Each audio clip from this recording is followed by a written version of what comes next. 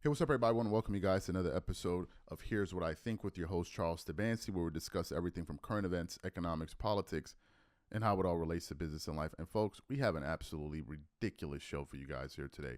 But before we get into it, please make sure you like the video and subscribe to the channel. So, the biggest story out there right now, one of the biggest stories out there right now is the acquittal, or the majority acquittal, rather, of Sean Diddy Combs, Diddy, right? The Diddy trial. Diddy was facing some serious time, some serious counts. One of them was for RICO, the other one was for racketeering. Both of those counts had a maximum sentence of life. So on the day of the jury's decision, I believe this was on July 3rd or 2nd, they basically elected to acquit him of the most serious charges, which was the RICO and the racketeering. But they found him guilty on two other counts, which was the Mann Act. Right, they found him guilty of that, and those ones carry the least amount of penalties. They have both a maximum sentencing of 10 years. So if they were to run them not consecutively, not concurrently, consecutively, like one after the other, he would be facing 20 years. But most people are speculating that he's going to do maximum of 2.5, maybe 3 years, and then they're also going to throw in their time served. So that's kind of where we are right now with the Diddy case. Now, a lot of people were surprised that the judge refused to give him a bond. They denied him bail to get out. And a lot of people like, this is ridiculous, like what's going on here. So after his acquittal, it created this kind of firestorm with where people had a varying amount of opinions. Some people were like, see, I told you, and I was one of those people. People were running around here screaming, talking about baby oil, all kind of irrelevant things. I said this in some of the shows that we produced prior to this. People kept on referencing the Cassie video. And I'm like, are you fully aware that this case is not a domestic violence case? Number one. Number two, do you know that if they even wanted to try him on that video, they couldn't, because the statute of limitation after certain years expired. So they couldn't even try him for it. So I was wondering why people were making such a big deal out of it. And one of those people that seems to be absolutely confused, not only by what went on in the case, but on the verdict, is former Fox host Megyn Kelly, who I never liked. I never liked her. I felt like she was very pompous, condescending, rude at times, and she just never appealed to me. Never. Maybe some people love her. I never did. So she did an episode. She aired an episode of her show on YouTube, and the name of her show is Megyn Kelly. And in this particular segment, it says Megyn Kelly on why she's outraged by the Diddy verdict and his behavior in the courtroom. So what we want to do is we want to play these insane comments from this lady, and then want to come back and continue on the show. Take a listen to this madness that this woman spewed all over her desk that day. Take a listen to that there. Here's one other bit of color for you. New York Times reporting, this won't surprise you. Combs' body language is totally different from yesterday when he seemed crestfallen and grim after the jury said it had reached a verdict on 4 of the 5 counts. Now, acquitted of the most serious charges, Mr. Combs appears energetic and relieved. Can we just talk about, here's the picture, here's the sketch artist's picture of Combs yesterday, of the grimness, and I'm sure we'll get one today of him looking much more relieved.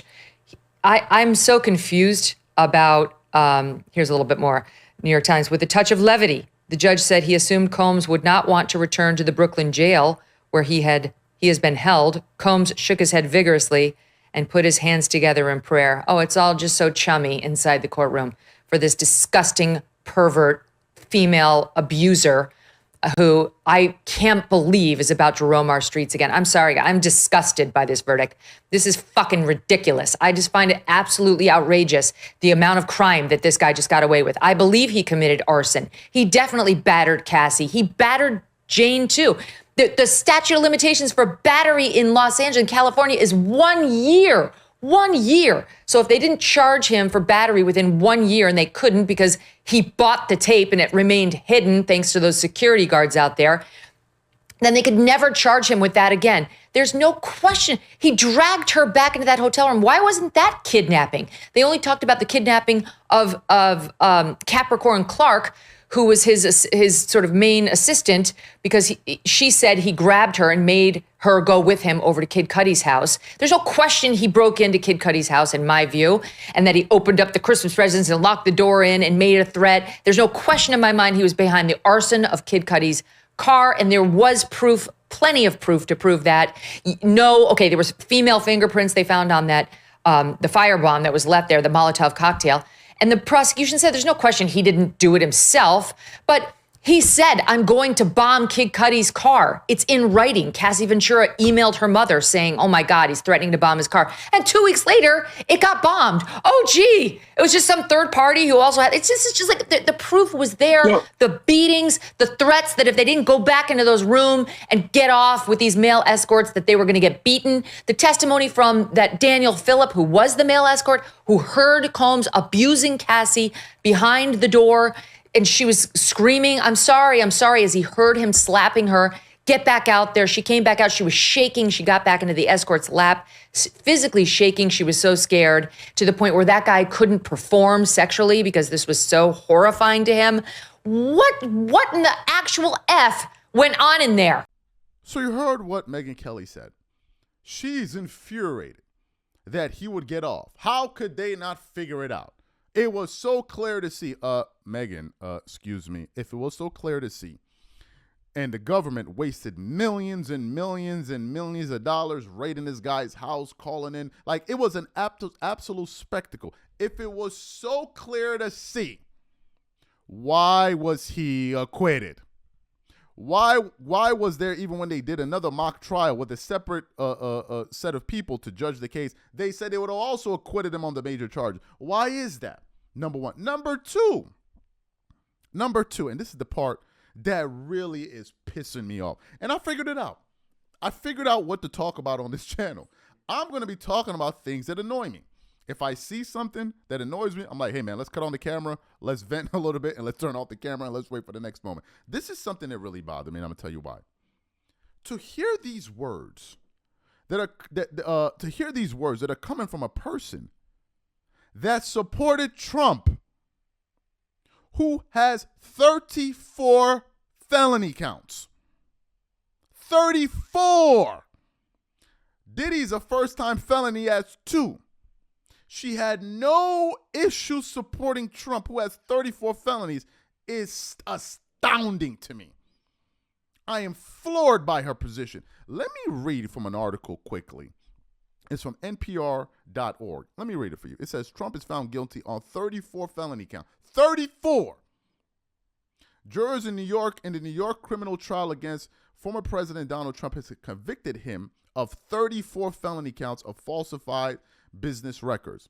This is the first time a former or sitting U.S. president has been convicted of criminal charges. The jurors said they unanimously agreed that Trump falsified business records to conceal a $130,000 hush money payment to adult film star Stormy Daniels to influence the outcome of the 2016 election. Here are the details of the 34 felonies. He is guilty on invoice from Michael Cohen marked as a record of the Donald. Okay, you guys can go through it. There are 34 counts. 34 of them. So to hear this woman now say that she's appalled that this criminal was let out is absolutely insane to me.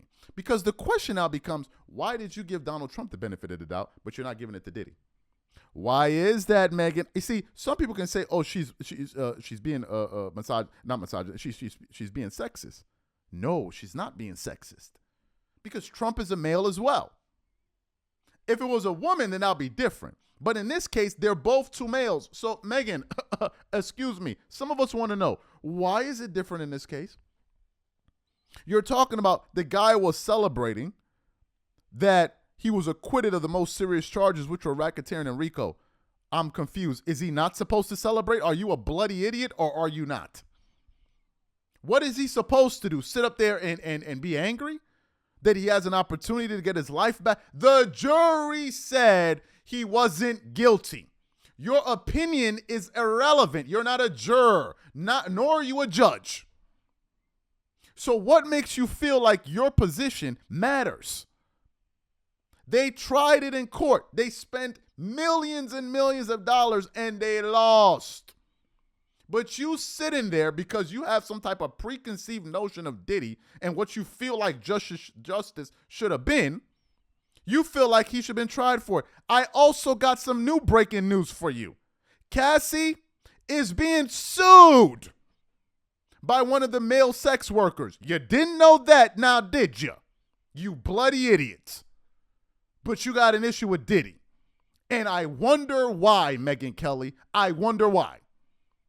I wonder if our audience is going to point this out too. You have an issue with the guy that got acquitted of 2 serious charges. Meanwhile, you supported a guy that has 34 felony counts. And we're supposed to sit up here and take you seriously. You must be joking. You need to go sit down and think about something. These are my thoughts, and I'm out.